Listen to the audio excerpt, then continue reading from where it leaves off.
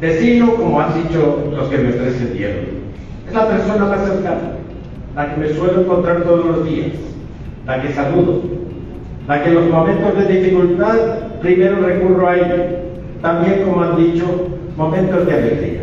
Por eso tener un buen vecino es la principal lotería que le puede tocar a un grupo de personas en la vida, así como tener un mal vecino es una desgracia.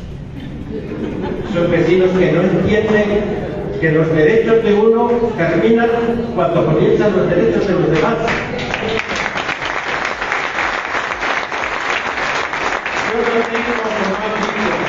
Yo no tengo derecho a poner música a todo volumen si con eso estoy violando el derecho del vecino al descanso. Y eso es lo que tenemos que entender, que los derechos de uno terminan donde comienzan los derechos de los demás. Por eso, vivir para hacer posible los derechos. Yo aspiro a que mis palabras no solo sean como una profundización de la vecindad, que nos ayude a trabajar más en común, a ser más solidarios, a preocuparnos por los bienes de todos, sino que voy a aspirar a un salto cualitativo que también ya han significado los que me precedieron. ¿Cómo hacer del vecino un verdadero ciudadano? En estos tiempos donde hay una crisis profunda en Venezuela de ciudadanía, donde se ha roto el tejido social y parece que vivimos el sálvese quien pueda. Hemos pasado de la salvación por la fe a la salvación por la ciencia y el progreso, y hoy estamos entrando en sálvese quien pueda, el individualismo más feroz. Por eso, mi aspiración a que nos vayamos construyendo en ciudadanos. Ciudadanos es aquella persona que no solo se preocupa por sus bienes particulares, personales, familiares, sino por el bien común, por el bien de la sociedad, por luchar para que todos podamos vivir con dignidad, disfrutando de unos servicios de calidad que no son dádivas del gobierno, sino que son derechos. El derecho a la educación, el derecho a desplazarnos por calles sin huecos, el derecho a tener agua y electricidad, no son dádivas del gobierno que debemos agradecer, sino son derechos que debemos conquistar. Lo cual pasa por defender nuestros derechos desde el cumplimiento de nuestros deberes y obligaciones, por supuesto. Todo derecho lleva como contrapartida el deber. Político y ciudadano vienen a significar lo mismo. Político era el habitante de la polis griega, que en latín lo tradujo en civitas, ciudadano. Por eso político y ciudadano son sinónimos. Por eso es inconcebible un ciudadano que no asuma sus deberes políticos, y es una terrible contradicción un político que sea un mal ciudadano. Y hay muchos políticos que son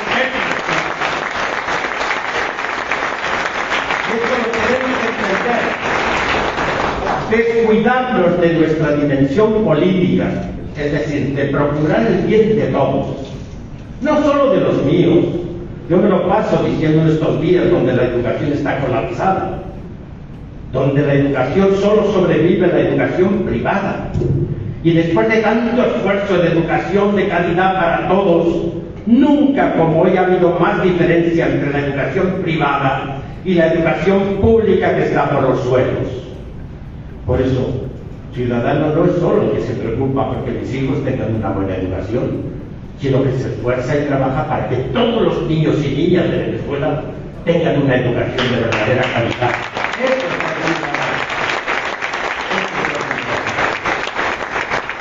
Aristóteles definió al ser humano como son politikon, es decir, como animal político.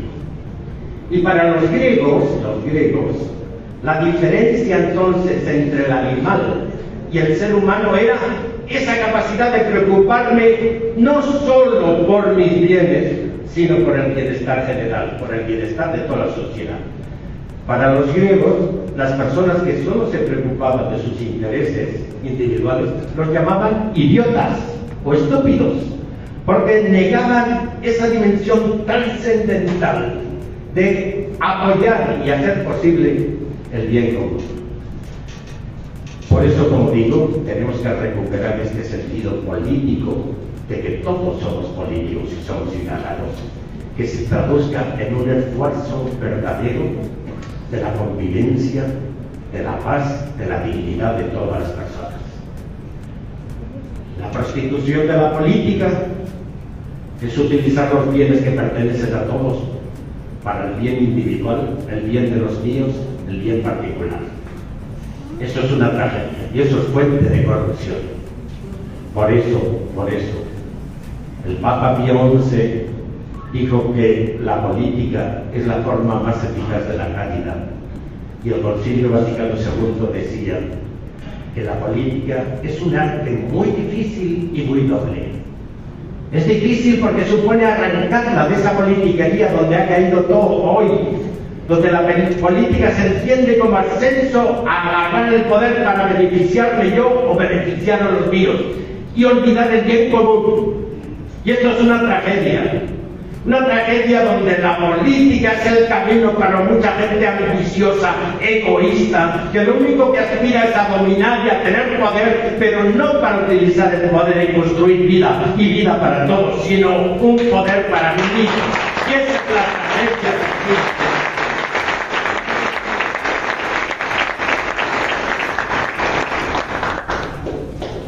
La degeneración mayor de la política es la violencia. Reprimir una manifestación pacífica, amenazar a los medios de comunicación críticos o cerrarlos, solo permitir o aceptar las acusaciones de corrupción de los otros, pero no de los míos, y tratar de ocultarlas y tratar de favorecerlas, eso es la muerte de la política. Por eso, tenemos en este día que sacar de aquí un verdadero esfuerzo para reconstruirla. Y si quisiera aterrizar brevemente, porque tenemos pocas palabras, en los retos de Venezuela, los retos del Zulia y los retos de Maracaibo. En primer lugar, lo he dicho muchas veces, Venezuela es un país maravilloso, lleno de encantos y prodigios, que Dios no debió inventar una tarde que estaba especialmente feliz. Venezuela ahora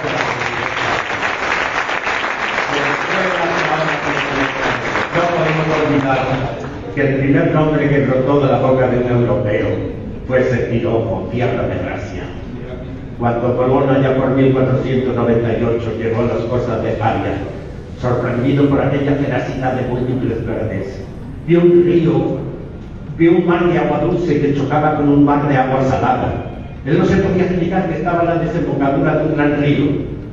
Posiblemente el río más grande que había visto Colón en su vida es el Ebro, y no podía imaginar que hubiera ríos como el Orinoco, y él creía que había dos mares, uno de agua dulce chocando con uno de agua salada.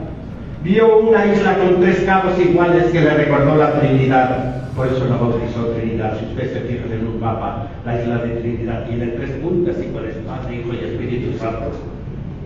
Y él llegó a convencerse que había llegado al paraíso terrenal. Yo no sé por qué no se dice en todas las escuelas.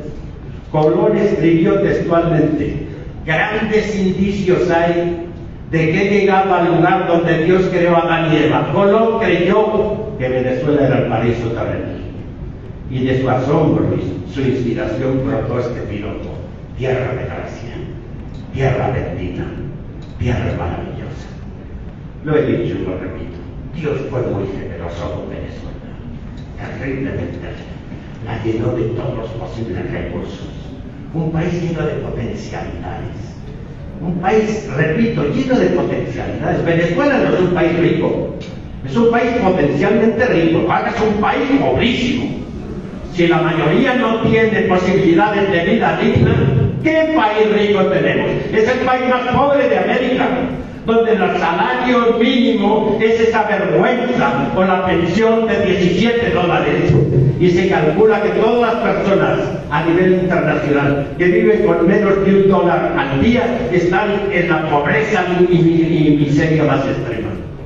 Venezuela es un país potencialmente riquísimo. Por eso yo estoy seguro que saldremos de esta crisis, porque lo tiene todo. Pero no voy a hablar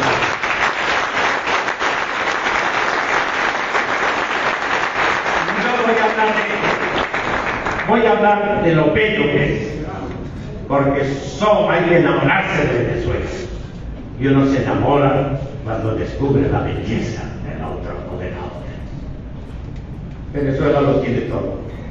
Tiene un sol inapagable, playas infinitas de aguas cristalinas donde lechos de coral, Los Roques, Morrocoy, Mochima, Playa Colorada, Aratitu, Chorrín, Canta, Maya, Adícora, Muchoaco, El Surquí, Yamarina, Neita, Castilletes. Desiertos y ventanales que van caminando sin descanso con sus pies movedizos de arena. Llanuras inmensas, pobladas de corocoras y de garzas, donde los horizontes como las estrellas se van alejando a medida que uno los persigue. Ríos majestuosos que van culebreando entre selvas infinitas. Tepuyes, los templos de los dioses Pemón, que levantan sus frentes para asomarse al espectáculo maravilloso de la gran sabana. Saltos, cascadas y raudales que van susurrando con sus labios de agua el amanecer de la creación. Islas paradisíacas que parecen estrellas caídas en el inmenso cielo azul de nuestros mares. Árboles frondosos que parecen sostener el cielo con sus brazos. Una enorme serranía habitada por el frailejón, el silencio y el viento, donde el tiempo va madurando sus cosechas derrotas. Pueblitos montañeros, los pueblitos andinos, que se acurrucan en torno a la torre valiente de su iglesia y se van trepando con ella hacia las raíces de la niebla y del frío. En marzo, abril, Venezuela llamea en los brazos de sus aragoneyes. Todas las tardes, Dios se despide de nosotros en los crepúsculos de Lara y en los atardeceres de Juan Griego, y acuna nuestros sueños con el niño sublime del relámpago del Catacundo.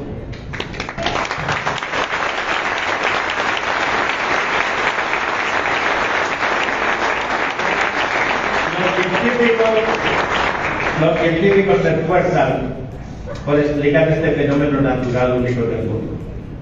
Yo no tengo una explicación científica, yo tengo una explicación poética. El relámpago Catatumbo no es otra cosa que la picada de ojo de Dios que se pasa todas las noches picándonos el ojo para que durmamos tranquilos. Este es el relámpago de Catatumbo. Y si Dios está con nosotros, ¿quién contra nosotros? Aquí es.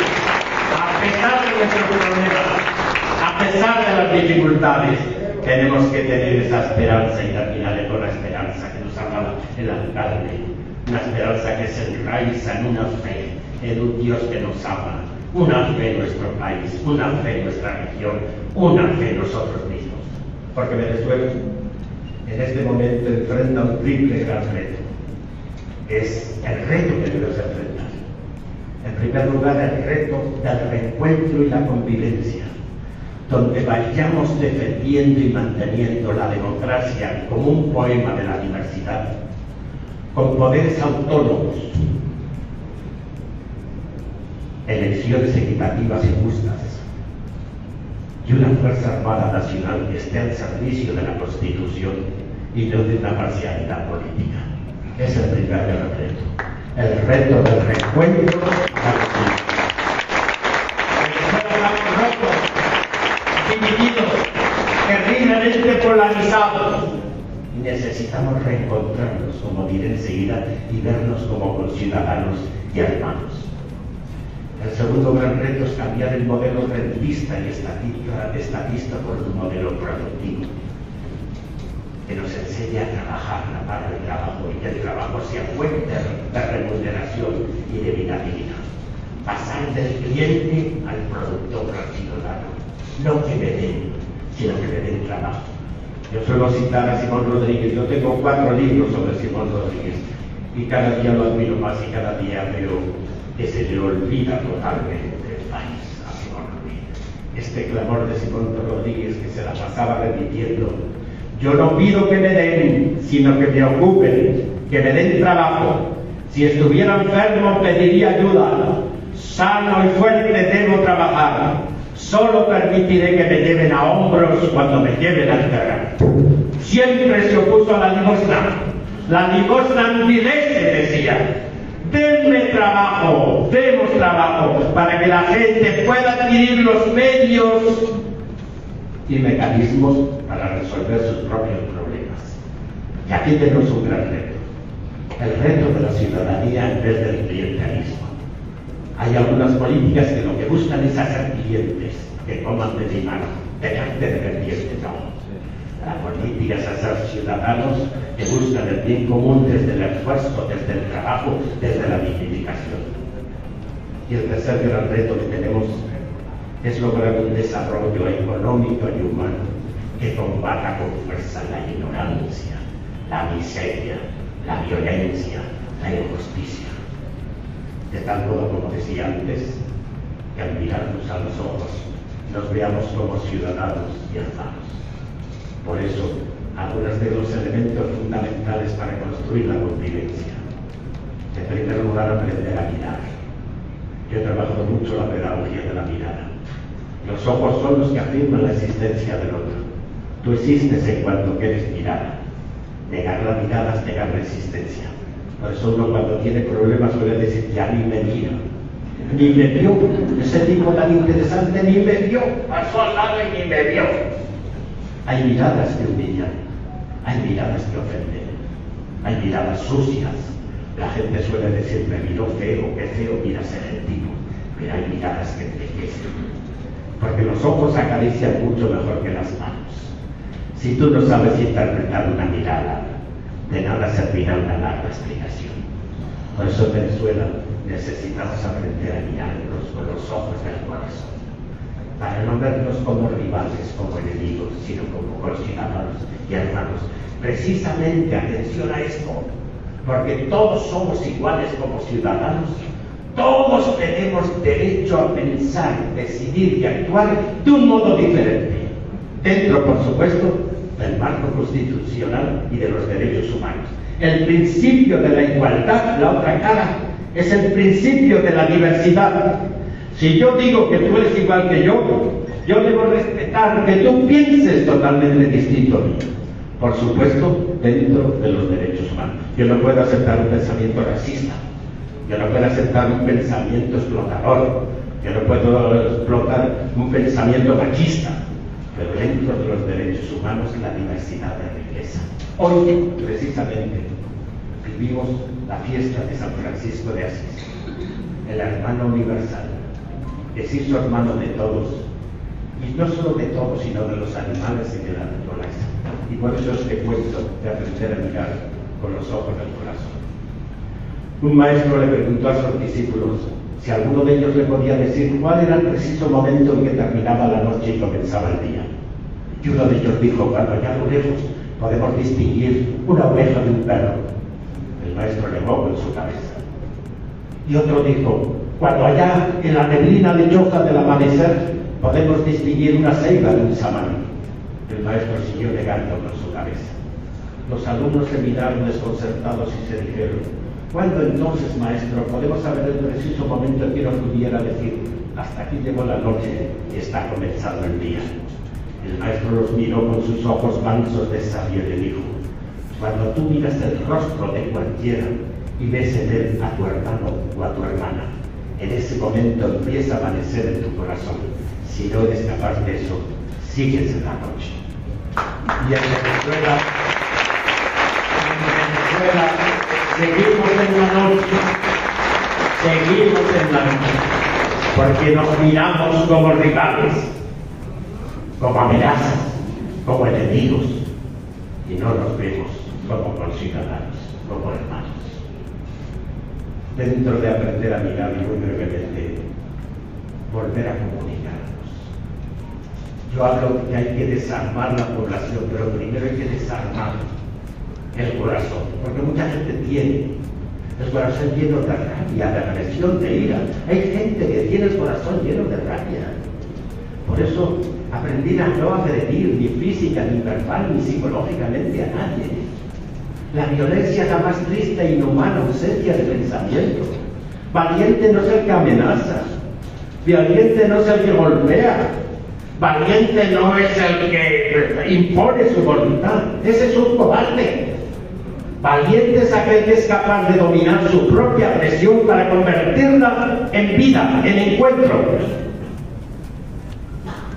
Por eso, para golpear no hace falta valor, hace falta mucho valor para responder con bien a quien me maltrata. Ahí sí que hace falta mucho. Por eso, desarmar el corazón, desarmar las palabras. Las palabras son como seres vivos. Con la palabra tú puedes acariciarlo, con la palabra tú puedes animar. La palabra puede ser piropo o bofetada. Todas las grandes represiones, atención a esto, comienzan por la descalificación verbal del oponente. Insultar, ponerle un sobrenombre y tal, es un llamado a la agresión. Los conquistadores tuvieron que decir que los indígenas eran irracionales. Los esclavistas llamaban bestias a los negros. Los nazis llamaban ratas a los judíos y gitanos. Los soviéticos llamaban hienas a los opositores. Toda palabra que suponga descalificar al oponente, y en Venezuela estamos llenos de palabras que insultar, es un llamado a la violencia. Por eso, desarmar las palabras, desarmar los corazones. Y junto a la palabra que acaricia, la palabra de encuentro, una palabra de diálogo. Por eso, lo más difícil de un diálogo, atención, no es lo que se dice, sino lo que se escucha. Si tú solo dices lo que piensas tú o los demás, no estás dialogando. Dialogar es escuchar el otro, tratar de comprender para juntos construir la verdad. Tu verdad no, dice Antonio Machado, la verdad, deja la tuya y ven conmigo a buscarla. El que cree que quiere la verdad, no escucha sino la impone. Pero una verdad impuesta por la fuerza deja de ser verdad, se convierte en mentira. La verdad nos libera. La verdad estará libre, nos dice Jesús. Si tu verdad te empecina en tus pensamientos, en tu violencia, en tu agresión, estás en el camino del error. La verdad libera. Si tu supuesta verdad la utilizas para ofender, para agredir, para maltratar, tú no estás con la verdad, estás totalmente equivocado. Por eso la necesidad de aprender a dialogar, escuchar. Lo más difícil de un diálogo es lo que se escucha y cómo se escucha. Escuchar viene de latín, auscultare, un término que se lo han quedado a los médicos. Y los médicos auscultan a un enfermo para entender, comprender lo que le pasa y poderle ayudar. En Venezuela necesitamos mucho escucharnos. No nos escuchamos. Hablamos y hablamos y no nos escuchamos. Escuchar no solo las palabras, escuchar el dolor de la gente, escuchar el sufrimiento, escuchar el hambre y hacer mía esa realidad. Escuchar. Todas las negociaciones, si no tienen en la base el sufrimiento de nuestro pueblo, van a ser un fracaso. El sufrimiento debe ser la verdad que debemos enfrentar entre todos desde la diversidad.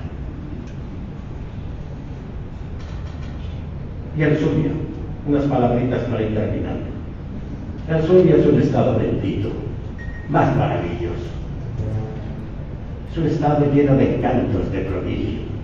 Zulia, que tomó su nombre de ese río que significa aguas torrentosas. El Zulia, con ese corazón de agua que es un lago majestuoso. Coquimacoa, mansa y larga canción en los labios del viento, de la brisa, las palmeras. El lago de Maracaibo, el más grande de América y el más rico. Durante muchas generaciones, el lago calmó la sed de los habitantes que vivían en sus riberas.